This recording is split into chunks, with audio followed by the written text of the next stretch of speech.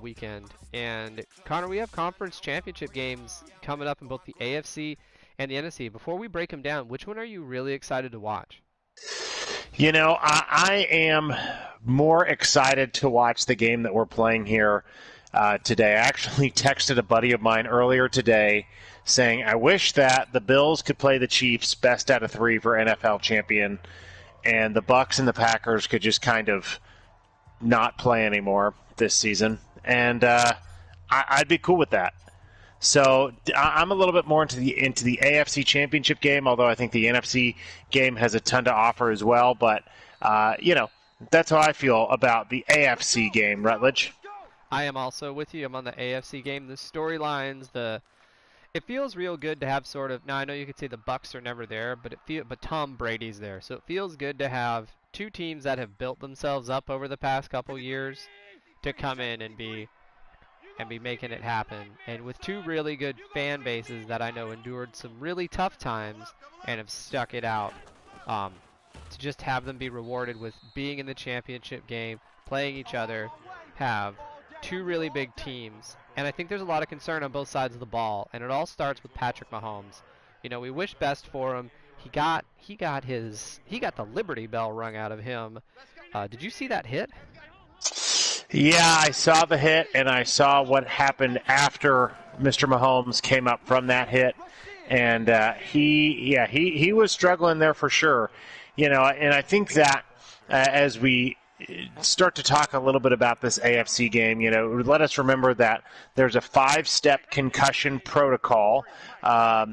It's he has to clear, and it's not a guarantee that he's going to play on Sunday. In fact, one of the interesting things, let us not forget, it was nearly, not too long ago where if you were getting a concussion, like you probably weren't going to be playing this in the next week. So it's interesting to see, as much as the NFL talked a big game. One of their stars is out, with a concussion, and the NFL has to, hopefully everything works out well and Patrick Mahomes can get to play, but hopefully there's no shorting of the process to get him into position to play. But, I think in general, Rutledge, and we'd love to hear some of your thoughts, I think that the quarterback position for the Chiefs is actually coming into this, oddly enough, kind of going to be something that they need to shore up. I think that, even if Patrick Mahomes does play, let us remember he does have turf toe. And a pretty serious injury there that could have been something that would have kept him out potentially had he struggled some more. Then you have Chad Henne, who's the backup, who converted that 4th down pass to get the Chiefs past the Cleveland Browns, but he's a backup for a reason. So would love to hear some of your thoughts on the strengths of Kansas City as they face the Bills, or the weaknesses, your pick. But, I think that was I think we got to be very careful and understanding of that with the Chiefs. I am with you as well. When we wrote show notes, the only big question mark I had was concussion protocol and Patrick Mahomes. Because when you watch the film, and while, Chad Henne trended on social media, and anything can happen, and anything is possible, and I'm excited for him that he had this big moment where, same with like a Nick Foles story, you put the team on your back to where, like, well, here comes the backup, and you make it happen. Good for him. However, when you watch the film, there's the one interception where Chad Henne, and he looked like he came out, and it looked like a coach said to him, Matt Kafka probably, my favorite NFL coach, said to him, all right, Henne, be loose out there. Go be loose. And he was kind of flinging the ball with this loose, I'm going to not be in my head, take it easy approach. But then there was that one where he just flung the ball in the middle of the end zone and threw a pick. And I went, oh, yeah, Chad Henne's playing. And my favorite movie to talk about when teams are exposed is in Iron Man 2. And the phrase that Vanko says is, if you make God bleed, the sharks will come because there's blood in the water. Chad Henne, as great as the Chiefs are, make the Chiefs look like a human football team. Without Chad Henne, they said a stat on the broadcast that they were on pace to do 600 yards of offense, and they were going to just wipe the floor with Cleveland. Now, Cleveland just showed their youth with that they weren't able to take the Chad Henne situation and make it happen. But kudos to Cleveland. They have really made some strides this year when they're always a question mark.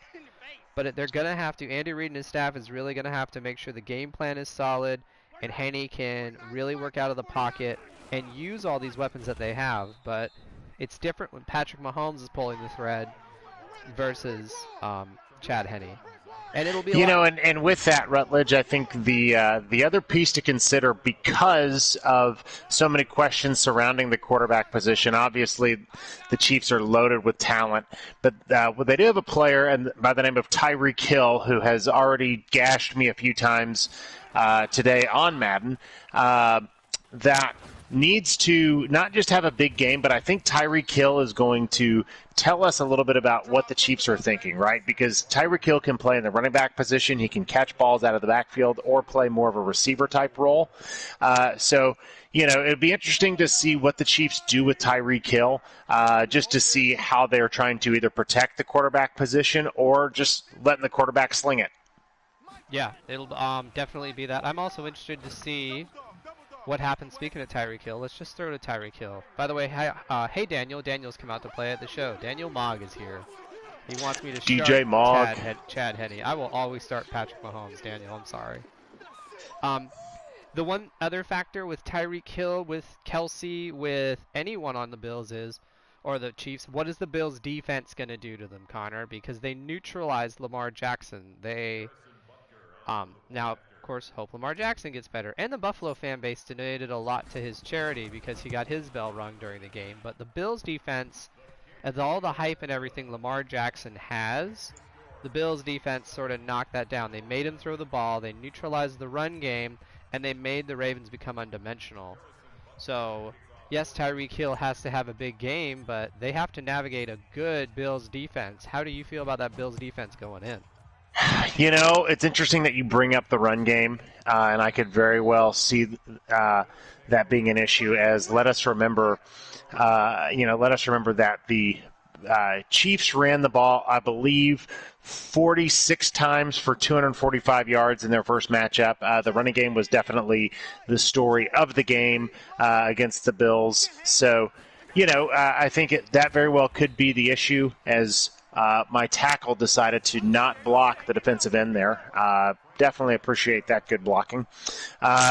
So Kansas City has a ton of weapons, and it's not necessarily pick your poison, but I think it's going to be a lot of, that the D coordinator for Buffalo is going to have to really have a good game in calling defense there and try to predict a little bit of what the Chiefs are going to try to do. I am with you on that. It's gonna be so much fun. But we're lucky that not only do we get this amazing game this weekend, we also get the NFC game of the Bucs versus the Packers. And it all starts with Drew Brees, who threw 3 interceptions, and I hurt for him that he did that. Drew Brees is kind of possibly rode out into the sunset, but is it the fact that Drew Brees had a 56% completion and 3 interceptions that the Bucs won that game, or is it that Tom Brady and team have finally figured it out? I think that a little column A, a little column B from one of my favorite TV shows, Archer, as he is prone to say, obviously Drew Brees was kind of spent a lot of the season looking like that star with the last gasps of greatness. But, Bucs had Devin White back. It's really hard to beat a team that many times in a row. They have, they're the hot team. So I think that there's some pieces there. I think the other piece too, Rutledge, I know that you are always the solid juke stick. Cole Beasley is going to be a key for the Bills' victory, not just in this video game tonight, but in real life. I don't know if you realize this, Rutledge, but number 10s have scored the first 2 touchdowns of this game. 10 for the Chiefs and 10 for the Bills. Real-time stats from real-time friends. Real-time stats. But no, I think that, this team is starting to gel, right? I think that you've got that, and not just offensively, but the way that they were able to, shut down Drew Brees on defense, I think is speaking a lot for the Bucs, and the way that their defense covered Michael Thomas, I think definitely definitely showed that this defense is ready to play.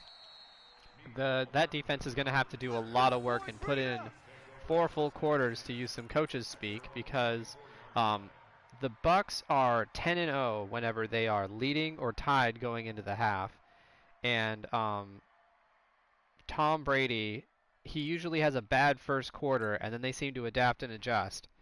But the Packers, go ahead. Here's a fun stat for you. Did you know, speaking of the Bucks offense, they're in the playoffs. Their top 2 receivers in terms of receptions are Chris Godwin, which is, you could see that. Leonard Fournette has, I believe it was 9 receptions. It's either 8 or 9 receptions so far in these playoffs. So I think that Tampa Bay is definitely, Tom Brady's getting the ball to a lot of different receivers, which will be definitely difficult for the Packers to cover. It's going to be a lot for the Packers to deal with, but they can run, they can jump, they can pass, they can do whatever it is they need to do to make it happen. So I have a good feeling. We'll unveil picks later at the end of the show. Comment from Daniel: do you think the Bucks purposely got blown out in November for this playoff game? I don't think the Bucks would have lost as much as they would, because I could have seen Tom Brady staring at that schedule and being like, hey guys, the Super Bowl's at home. We're going to win as many games as possible because Daddy doesn't want to go on the road. So, yeah, could it have definitely been not as much? Could the playbook have been a little friend stream picks here tonight? Could have definitely been a more vanilla type playbook and not showing everything that you have. Yeah, absolutely. I could definitely see that and practicing plays just for later in the season. But, I don't think Tom Brady's necessarily saying, hey, guys, let's throw this one on purpose. Yeah, no, I don't take him as that type of guy. What was it?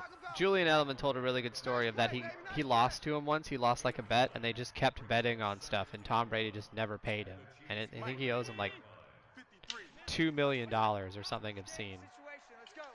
He just refuses to lose. Another guy that is quite a competitor is Aaron Rodgers, and he's going to be leading a pretty potent Packers attack here against Tampa Bay this weekend. He really is. I don't know who should be more worried, Aaron Rodgers or that ref that Tom Brady didn't high-five this weekend. Oh, my gosh, that was awesome. That was... yeah, I love that. Get him! First down, Connor. For all of us on our podcast, it's Tuesday at 8. It's Bills, Chiefs, Rutledge, and Connor. Score is 7-7. Connor just ran a first down, and we are playing a Chiefs